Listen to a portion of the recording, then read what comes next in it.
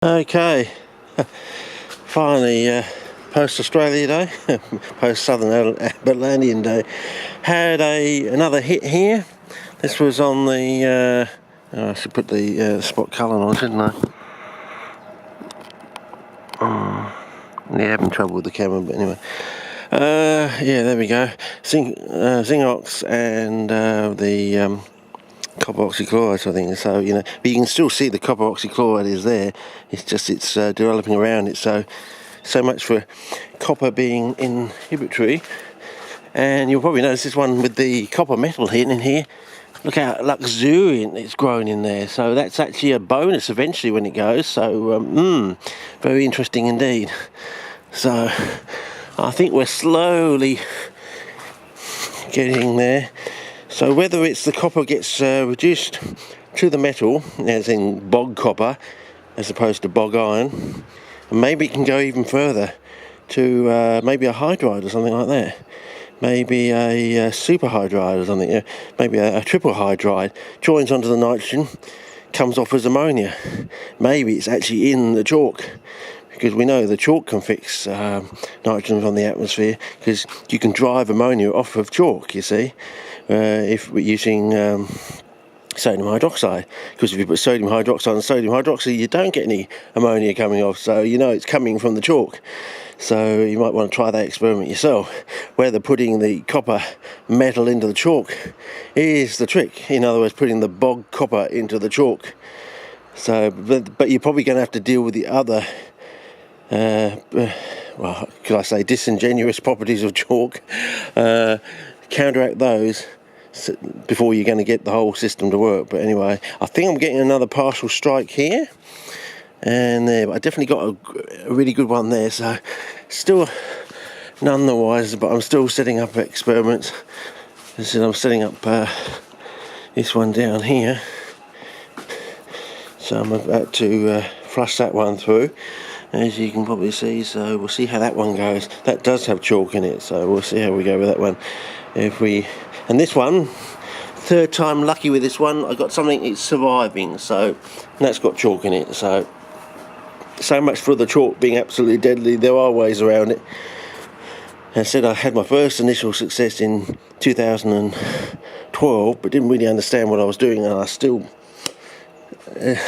in two minds about what really is the answer to actually cracking through copper. I reckon you're going to have to solve a whole load of problems all at once, I reckon. This one in here, I put this one in here, and it's surviving, so it might be some of the answer there, and that one there seems to be I think that's the wrong pathway, fellas. That one there, I think the protein angle is the wrong side of the coin. These are surviving but struggling. This one's surviving and struggling. Same with the others. So to actually get the answer into a sand culture is harder than you think, but then again, that's probably why it's the international standard. Because once you do get it working in a sand culture, you do really know somewhat what you're talking about, sort of thing. And so we'll see how we go. But I reckon this is probably, it's not going to be answers. I'm probably going to have another one, another two, maybe another two after this one, just to get it right down pat. So I reckon we're probably going to end up adding some copper metal to it and see what happens. But because I don't, I still don't know which side of the argument the red organism sits. Is it a helper or a non-helper? Do you have to grow it up in numbers, or do you have to allow it to grow in the pot but keep it at bay so that it actually can go into the plant, and then the plant controls it, sort of thing, rather than accumulating in the pot, probably chewing up all the nitrogen in the environment, and the plant's not growing because, as all the books say, nothing grows without nitrogen. That's the major macronutrient for all plant life as far as we know it. Unless we've got something grossly wrong, maybe we'll find out we've got something grossly wrong. But well, they are discovering new things every bloody year, discovering that what is the heart of the nitrogenase enzyme is a carbon atom or something. So, how does that get in there? What sort of enzymic transformation occurs to get that into the centre of the molecule? organic chemistry is hard enough itself, but you know, as I said, it's micro. We probably have to go down the micro mimicry pathway. And Mother Nature's had hundreds of thousands to millions of years to just play around until she gets something that works, and if she gets something that works, then evolution works on it until, you know, it refines it, and you get the best of all sort of. But again, she's always mucking around with Mother Nature.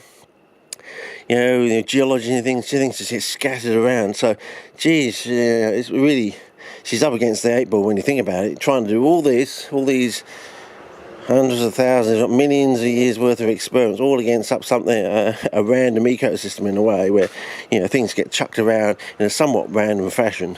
You know, there are gross, what do you call it? Gross generalizations you can make, which we have the subject of geology, of course. You know, gives you gross generalization what happens. You know, if you go to these volcanic regions, you'll get these sort of elements, and they'll be occurring in these sort of rocks, and blah blah blah. And if you find this rock, you'll find this one, or if you find this rock, you won't find the other one, and all these generalizations that occur. But of course, you know, that's what Mother Nature has to deal with. From a scientific basis, once you know what's going on, you can tweak all the variables. So, you know, you can you can at least expect twice the normal growth rate, coloration, and everything out in the wild. You know, a factor of 2 is not too impossible, hard to do, or to ask for, I would say. But you know, it's getting the true story working out. You know, look at the nice pink colour there compared to that one that works very quickly, but then sort of fades off, and then you've got this one getting quite dark, and then you've got this one here with is this the titanium oxide? Yeah, look how dark and rich that one's getting. So, you know, as I say, once you know which elements work and which is the best one, and then work out why it's the best one, that's really what we want to know, is the general background underlying principle of, you know, so if this one is the best one around this, and it's because of, and then you find something else in the periodic table that should, in theory, be better than titanium oxide, and then you can try it out, see if it is true or not. And also, do you find it as a rare earth or something in the background of soils over around Perth, where we had the most CPs, the most diverse speciation of CPs anywhere on the planet, as far as we know, until they find something really fantastic down in South America. I mean, they found like a big super cape down there, but I mean, they've only found that fairly recently, and that's really unexplored down there, I would suggest. And it's like, I don't know, parts of Australia somewhat unexplored, underexplored, and the same with parts of Africa as well. So you never know what they're going to turf out. As I said, here all we need is one more genus, like a desert pinguicula or something, and then we've hit the jackpot. We get into the Guinness Book of Records every single bloody year after year, because we will have the most. Not only the most CPs, we'll have the most genera, blah, blah, blah. We'll be the top #1 ranking if we only had one more genus, you know. They're finding something new every year, so, you know, it's not out of the question, so, you know. Anyway, just a quick squiz out here, I suppose. I've just come back from a short, brief holiday down at Victor Harbour for Sub-Aberlantian day, and I had to re-water everything, so don't expect too much, because they've had one day of sort of drying out. So are we still on Spot Cullen? I don't know. Yeah, we are, unfortunately, for the other footage anyway, so, you know. Yeah, I don't know. As I said, this one's the best sort of natural looking, and this is basically the same as that one, but the sand's on top and the newspaper is on the bottom, basically at a slant, but it may not be the slant, it just has to be on the bottom. And we may have to work on the fact that it's very sandy, I know. As I say, I've just flooded these ones to get them back up to hydration. And so do we want to actually do another pot where we have like a shallow hollow and everything down the bottom is newspaper sailors and everything up the top is just sand, and slowly over time? But this one is pure sand with a ring of candles around the outside. And look at this one coming back here. You know, it's not wonderful, but it's alive and it's got that sort of natural look. I think the problem with this one, I'm getting the irons, having a problem with the irons. I think it's the ability of iron to oxidize. You know, it causes problems. So yeah, Anyway, so we'll see how we go. And the cape's slowly starting to grow normally, as I say. I mean, that's what I would normally expect to start off with at the beginning of the season or something, you know. So, anyway, that's about it, really. I don't think there's much else to report. As I said, we're still knocking against the brick wall. But, this one in here is sort of starting... get the sun out of the way. Starting to form its... more of a bud down there. Maybe I should take this off and go down even closer, more closely. Can we get in there on the other side without casting a shadow? Not really. Okay. Nothing much else really. Nah, not doing too well. So they do certainly need it on a certain amount of... that one's still doing really poorly. So anyway, we'll keep plugging against the brick wall sort of thing. As I said, it's always this case of, or seeming case of 2 steps forward, 1 step back, or 1 step forward, 2 steps back, Nothing seems to work well for very long, there's always problems. You can never go directly forward. It's like a Rubik's Cube. Every time you make a positive step in the direction you want to go, there's it's always making moves in another direction, so you've got to do 2 or 3 things at once, working in 3 planes at once sort of thing. Maybe that's what this is. We've got to work on the copper, got to work on the chalk, and so you've got to really get an idea what peat really is, work on that, break it down. Is it really 2 problems at the same time you've got to solve? What is peat, and what is ash? And why is it so alkaline? It's got a number of problems you've got to sort out. So anyway, we'll see how we go. But some of them are getting... Well, that one's got nickel in it, so it's finally got quite dark. And this one's got dark. That has iron 0 in, I think. So, yeah. So, interesting. But what really gets me, and I think we'll get some of the microbiologists, was once it's built up in numbers, it stays built up. There's no decline. We have the concept of the climax. Everything builds up to a climax and then usually subsides over time. They don't seem to subside over time. Some of these things have been in the bottles for over a year now, and once they build up to that nice red richness. So are the microorganisms still alive? Are they in a dormant state? Are they slowly just ticking over, replacing the ones that die off? See, that's the interesting point about it, is once they've grown, it may take some time to grow, but once they've grown up to a thick density in the container, they stay like that, which is very unusual. I would suggest to you that is very unusual in the microbial world. It's like you've made a biofilm, but in 3D sort of thing. So is that what happens out in the wild, in the real world? You're getting a biomatrix in the sand of the environment. This so-called gutless sand has a biomatrix growing. Once it's built up, it stays there almost permanently, I suppose. You can damage it by, as I say, probably sorting it through or something like that, or putting things in it doesn't like. But if you don't do anything else to it, it stays there. Maybe it is fixing nitrogen from the atmosphere. So it's continually fixing. So a little bit fixed over a long time. It's like that concept of acceleration.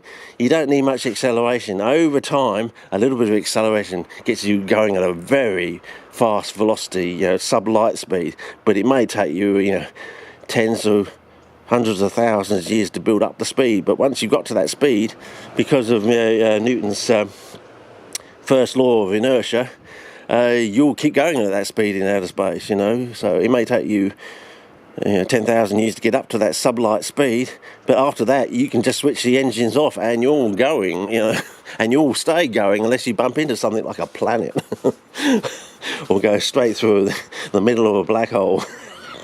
I'm trying to make you laugh, fellas. Yeah, it's 42 degrees today, and it will be tomorrow, probably maybe 43. I don't know. And we just got to watch out for bushfires. So I'm probably not thinking straight. You try and think straight at 42 degrees or hotter. You wait to another month's time around my birthday, and it'll probably be 46 at least one of those days of February, if not 1 or 2 weeks of either on and off, or sometimes even just straight 2 weeks of 46, or round about 46, you know. Could even get up to a 48er. Did have 48 degrees over in WA. Last Christmas I was there, last Christmas of my childhood over there, 77 into 78, and we all cheered as it came across the radio, because we knew we'd got the record. So Aussies are funny like that. We like to even bet on negatives if they're going to be a record. So we don't mind a negative if it's going to be a record. It's like the worst this, or the worst that, or the hottest this, or, you know... You know, or freeze your tits off that. Anyway, this is probably going to run out fairly shortly, and am I still recording? Yeah. Anyway, that's about it. I think just wrap it up. I just thought I'd bring to your attention, you know, I'm still plugging away and we're getting an idea of what might be going on, and we might be able to finally crack you know, calcium or chalk, basically, in general, and see how we go. But it's touch and go, a lot of hard work, but we're getting an idea of what might be there. You know, the idea of bog copper, you know, this idea that they like to be iron deficient in the soil, sort of thing, even though we're a country that's got lots of iron in the country, got lots of copper in the country. As I said, the biggest copper mine that's ever existed on the planet is being here in the southern Abbottland, so you might want to stick that in your backbone and say, oh, well, you know, copper is the highest micronutrient found in peat. Where the country has had the biggest copper mine, maybe there is actually a pathway with copper. You just got to get it right. You've got to understand really what's going on, and to get it into a special form. Maybe it's, as I said, one of these a superhydride, you know, a subhydrate going below, you know, zero, or metal. It's like a metal that's been driven further down, you know, with maybe a hydride or something like that. Maybe that can attach onto the nitrogen from the atmosphere, but not actually grip it so tightly as normal other copper salts do. It can actually grab onto it but also release it, and therefore that release can be then attacked by other either microorganisms, or enter into a plant, or some sort of symbiotic relationship with the plant, and be turned into some other nitrogenous compound that the, you know, maybe a cyanide that no other organism can really get into it, you know. Or you can control the other organism that gets into it, you know.